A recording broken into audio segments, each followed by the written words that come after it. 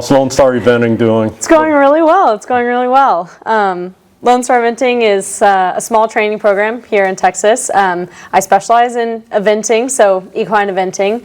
And yeah, I'm super passionate about training young horses. Yeah, it's super fun. We're entering competition season, so I'm really excited to get out there and start competing.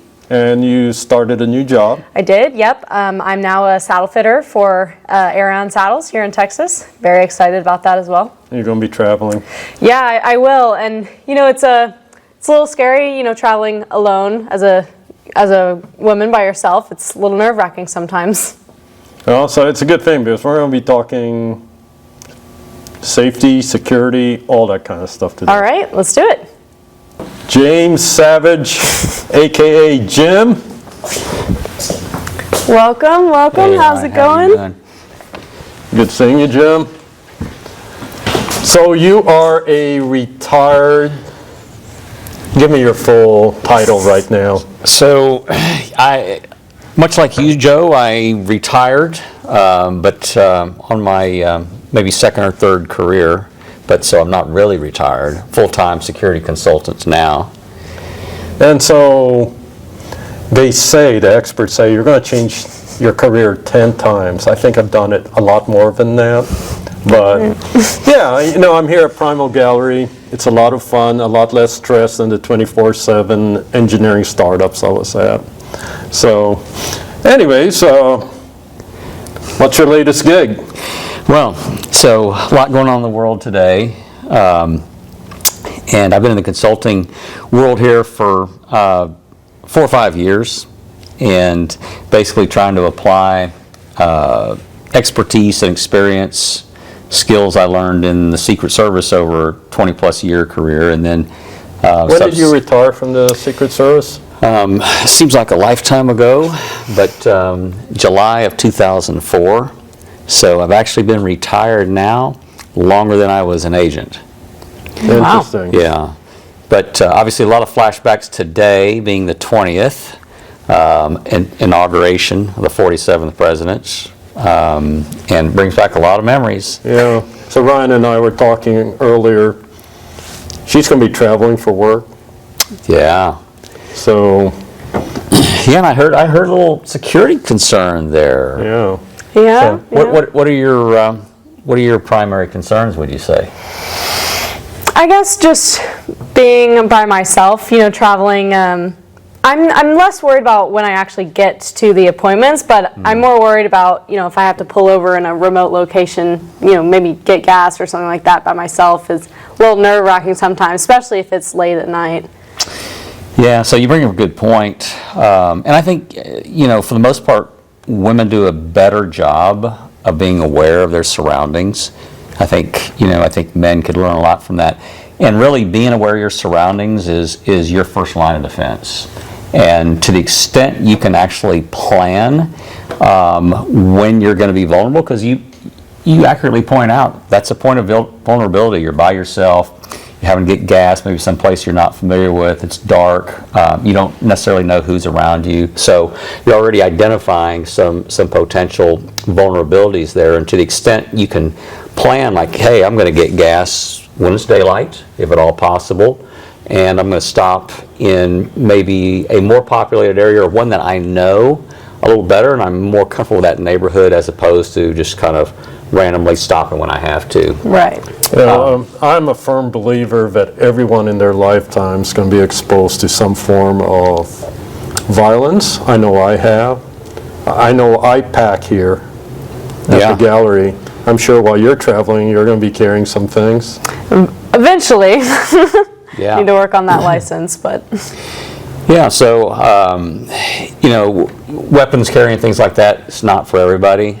And I think the awareness is one of the most important things. But you know, if you're going to carry a weapon, I think you need to be well trained in it so that there's no hesitation when you need to use it. And if you do have to use it, you're proficient with it so that it doesn't become a liability and possibly, you know, be used against you. So with the recent United Healthcare murder in You were, yes. right? Yeah. I'm assuming your consulting business is now in demand. Yeah, that particular incident, and, that was just kind of in the spotlight because of how it happened and who was involved. And that's what we refer to as an act of targeted violence. In other words, it wasn't just kind of a spontaneous act that occurred. There was a lot of planning that went into that.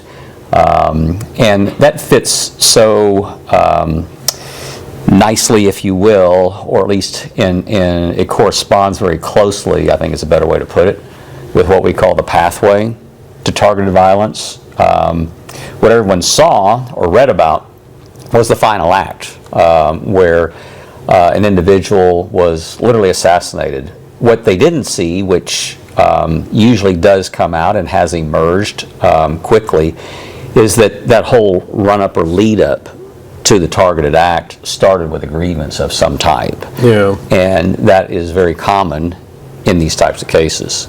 So, an interesting thing that happened was back in 2010, I was working at the startup over North Austin at the Echelon building. Mm-hmm. This guy was pretty upset with the IRS. He flew his plane into the building. And I used to train with those IRS special agents and FBI guys, and they were nice people. So I think there's definitely a mental issue when you take it to the point where you're willing to commit suicide to hurt a bunch of innocent people. And I think that's just the progression where it's gone too far. You try to prevent it from getting to that state. And look, to be honest, when I was in the Secret Service, the goal there was to drive the risk down as close to zero as you could get it. Mm-hmm. The truth being that a really motivated and maybe well-trained, well-funded individual is very, very difficult to stop.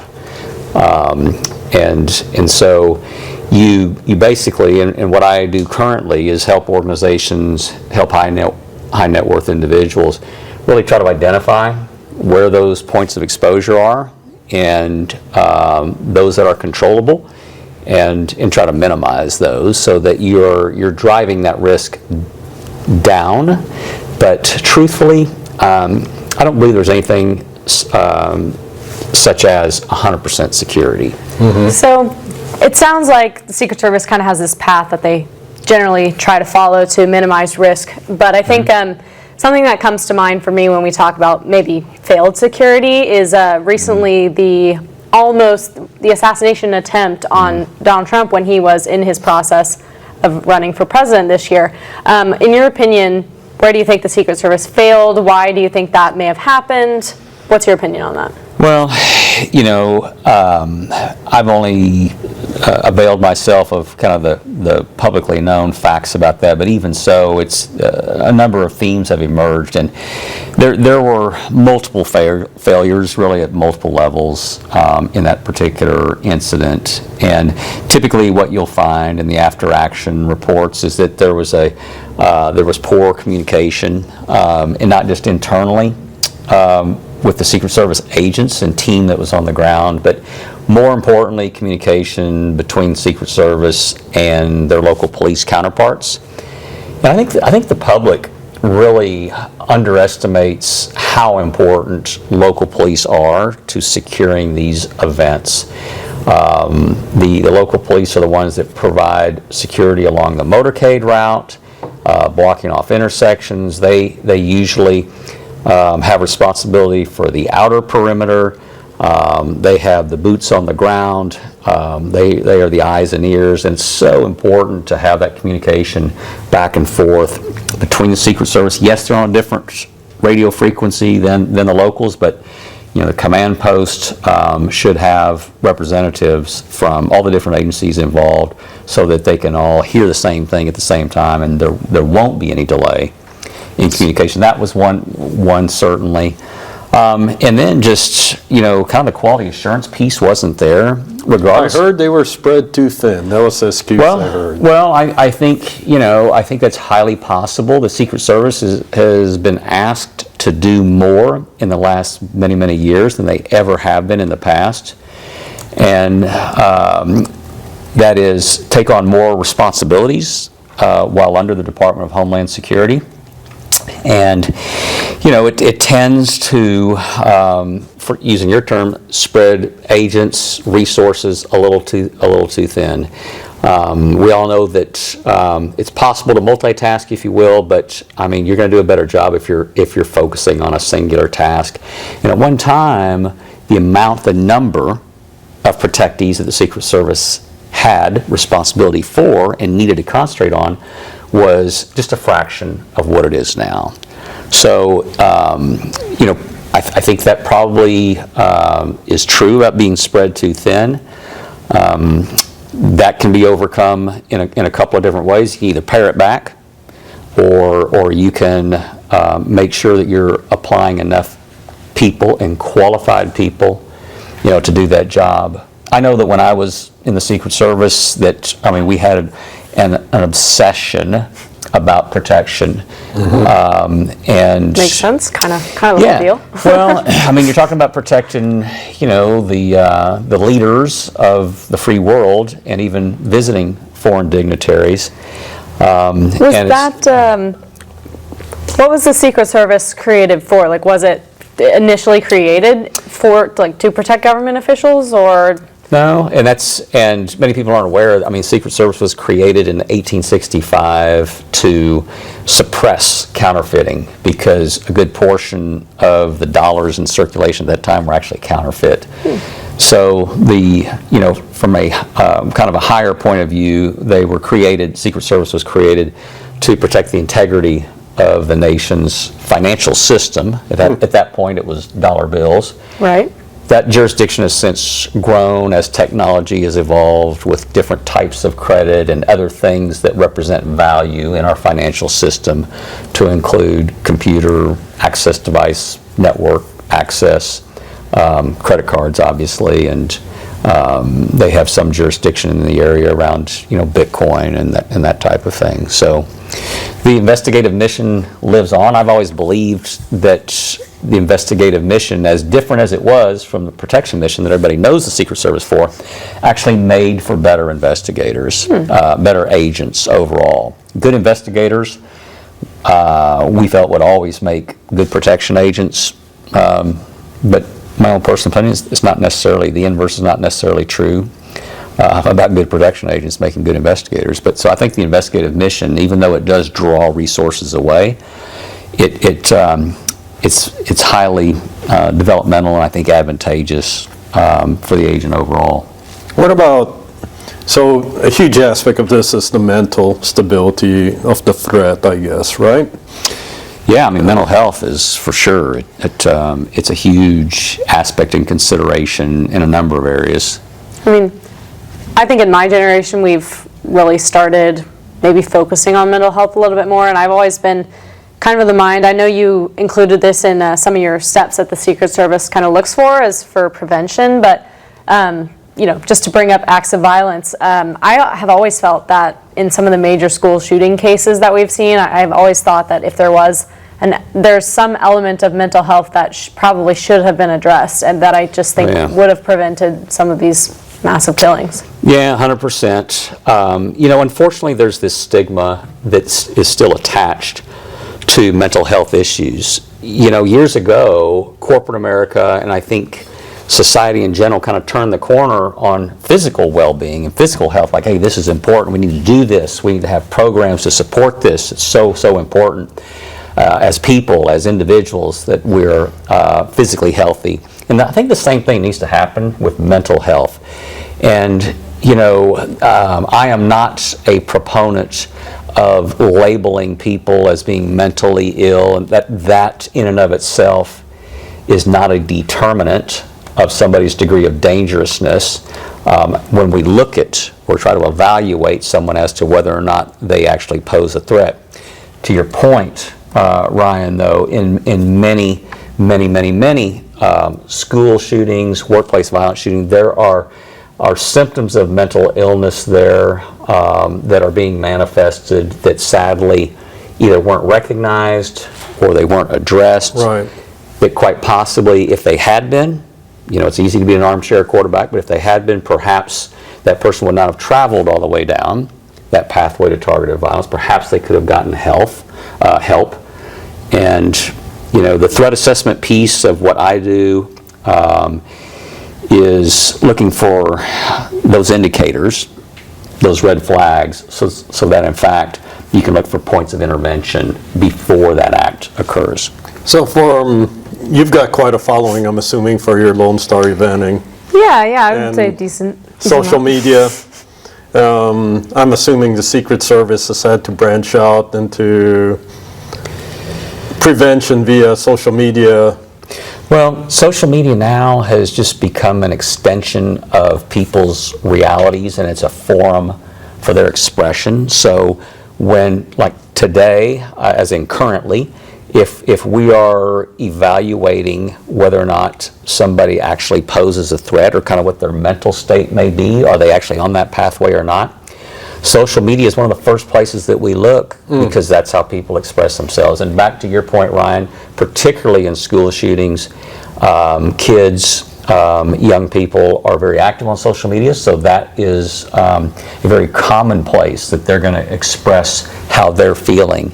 If they have a grievance, if they have what we call a violent ideation, you're going to see it play out often. I've heard that a lot of times people are more likely to express those thoughts on social media. It's I forget what it's actually called, but it's some like feeling that since you're anonymous, you can just say that with no repercussions. And there's this phrase called digital footprint. I'm sure you guys know that. The internet's forever, right? I mean, I've always been of the mind that if you put something out there, someone can find it. So I imagine that's probably pretty helpful for you guys. It is, and again, it's a great tool for us as we focus on what we call persons of interest, where somebody that's come to the attention, maybe they're an employee that has made threats or is expressing bizarre behavior. So you have that disgruntled employee, or maybe it's even an external party that has communicated threats towards a company or an executive in a company, or anybody for that matter. And social media has commonly given us some clues. Yeah. Of course, you can lock down your account if you're being super careful. And while we're talking about mental health, it's not a determinant of whether or not you're necessarily going to be dangerous or not. At the same time, there have been many acts of targeted violence carried out by people who have, in fact, been diagnosed as mentally ill. I mean, look at John Hinckley, perfect example. Right, it does not mean you're not capable of planning a sophisticated act of targeted violence. Yeah. So what is the name of your consulting business again? So I'm a consultant employed with Control Risks. That recent case with the United Healthcare, he was alone walking. So with that occurrence, and you're in demand now, I'm assuming, you're getting calls left and right. What's the first step you do when you talk to a CEO wanting protection, or the CEOs who don't want protection, for example? Yeah, well, this is a timely conversation because I just finished up literally last week an interview where I should say discussion with a CEO for a Fortune 100 company who initially was very dismissive about the need for security, but the more we talked, the more he kind of warmed up. And to your point, what's like the very first thing? Well, the first thing is I need to, if you were my client, I would, before I got into kind of prescribing what you might need, I would need to get to know you better. I would need to know your points of vulnerability. I would need to know your preferences, your daily patterns. Where are your points of risk exposure?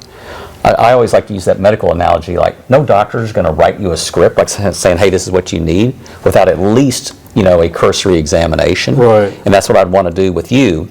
And as much as you would let me, and hopefully we could develop a trusted relationship, and I could get to know kind of like what's going on in your life domestically. What causes do you support?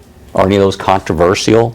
What are your hobbies? Do you like to backpack in the outer reaches of the country, remote areas? And if you do you have some type of communication device, with you just in case when you lose cell phone coverage, but the weather changes, or you suffer a medical event, or you're mauled by a mountain lion, whatever the case may be.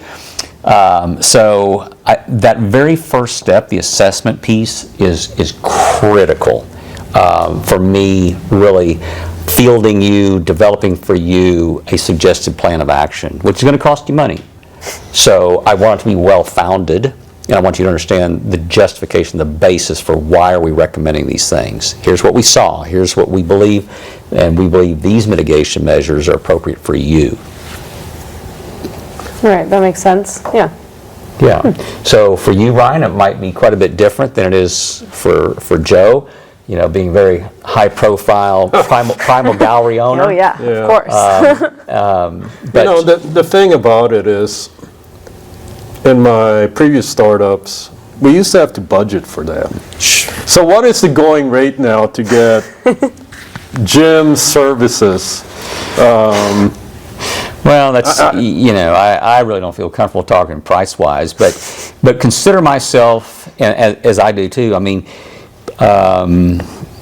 as basically drawing an hourly fee, if you would, similar to a well-respected attorney to keep you out of legal trouble. Yep. I'm going to make recommendations and give you counseling, guidance, etc., to keep you and your family secure. And so you can just kind of imagine where that price range might fall. So, But I mean, I will tell you this. People in my position can charge a premium. Yep. Because we've got, just using myself as an example, 20 plus years in the Secret Service, and then on top of that, and this is really what distinguishes a lot of security consultants from others, a successful 14 plus year career in a corporate role. So understanding when you go from government to the private sector, that's a big transition. Yeah, right. You've got legal authority behind you in the government, and I don't want to say an unlimited budget, but you have a lot of resources at your disposal. When you make that transition to the private sector, you no longer have legal authority behind you, and you will have a budget, but you're having to be much more innovative and kind of persuasive, if you will, and navigate that corporate culture to be successful. So, I've got both of those attributes, if you will, still in the learning mode, not, I'll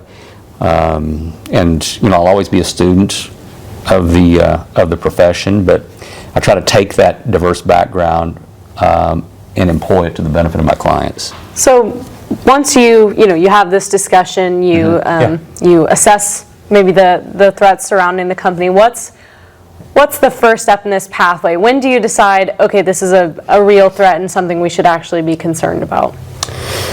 Well, because I'm imagining not everyone that posts a hate comment online, is going to go out and actually do something about it. Yeah, that's great observation, and there's a couple different ways to kind of refer to that.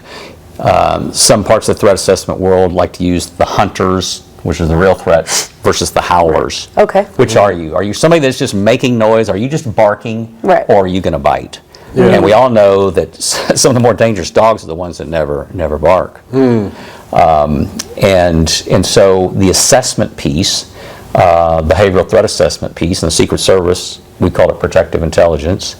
That is where experience and training really does make a difference, because it is so subjective. There is an objective methodology in terms of the steps you take, right, but how you interpret those things that you're seeing in terms of like facts and conditions to render some type of evaluation as to whether or not, hey, this is a threat that we need to take seriously, or given these circumstances and the history of this person, we've seen in the past that they like to howl a lot. Right.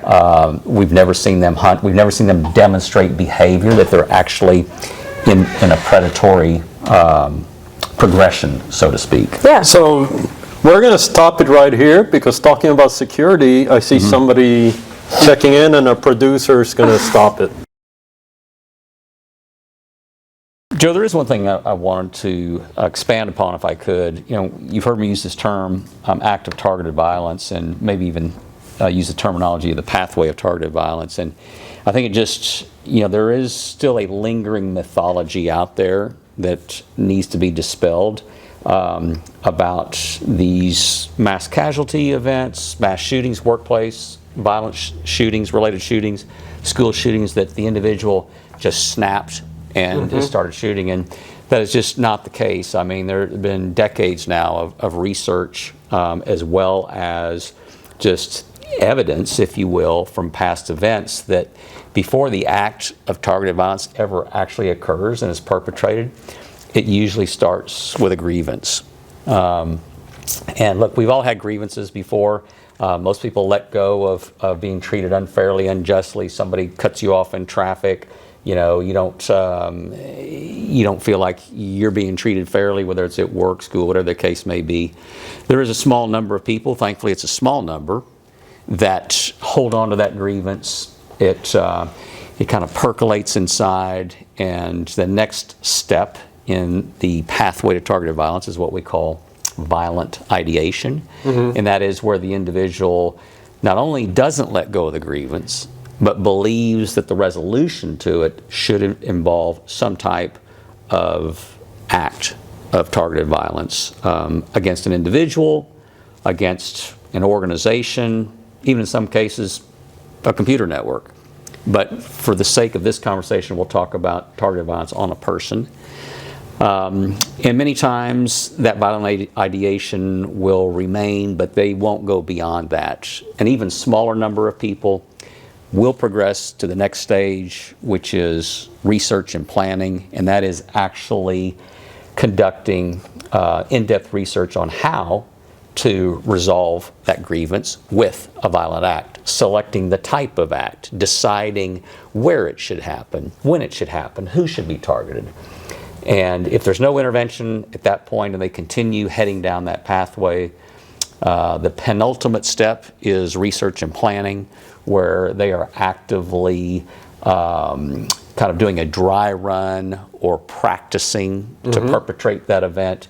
Maybe it's purchasing a weapon, if that's what they've decided, will be the implement, and then going to the range and practicing.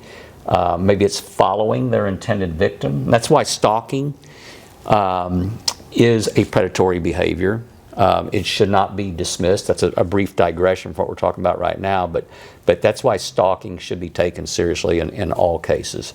But should the person progress through those steps, and if they continue past the research and planning and the planning and the preparatory phase, that means they're ready. In some cases, maybe an intervention by the mental health community, counseling, support from family and friends could actually hold somebody at that point and keep them from taking that last step. However, the converse is true, that if a person's personal situation deteriorates even further, it could push them more quickly down that pathway. Right. But that's I just wanted to explain a little bit the pathway of targeted violence, and that people do not just snap. That's where I think having a really good support system is really important. You know what I mean? Kind of that mental health aspect you said, and having someone there to see someone struggling and know when to step in. I think that. Yeah, it's so true. Really I mean, important. that's a lot of the work we do as consultants, is providing training to organizations and managers about what are the yellow and red flags that might indicate that somebody is on that pathway, and then how to handle that, how to report it, how to escalate it, already have some identified points of intervention and resources to bring in to help somebody. And most importantly is doing that with the attitude, we're here to help the employee and not punish the employee. Right. Because you want all your employees, or if it's a school, all your students to realize this is a program to help each other. And because at points in our lives, each and every one of us have experienced dark times, and having the support of family, community, friends can make a huge difference. Yep. Definitely. Well, I'll say this, Jim. Ryan and I are so happy you're on our side. Yeah, for sure. And we want to thank you for today. Yeah, and we're thank going you. to have to do this again probably. Definitely. Because I have a lot more questions to ask, but Yeah, Joe, it's been a pleasure. I want to hear some Secret Service agent stories. Yeah. Well, yeah, it's been a pleasure. Thanks. And every time we get a chance to kind of talk about threat assessment and security, we like to do it. And there's opportunity for everybody really and their families to just kind of experience a safer and more secure sense of being, and live more productive lives. That's what it's all about. All right. Nice. Awesome. Thanks, Jim. All right. Thank you, Joe. Thank you, Ryan. It's been a pleasure. Thank you. Yeah.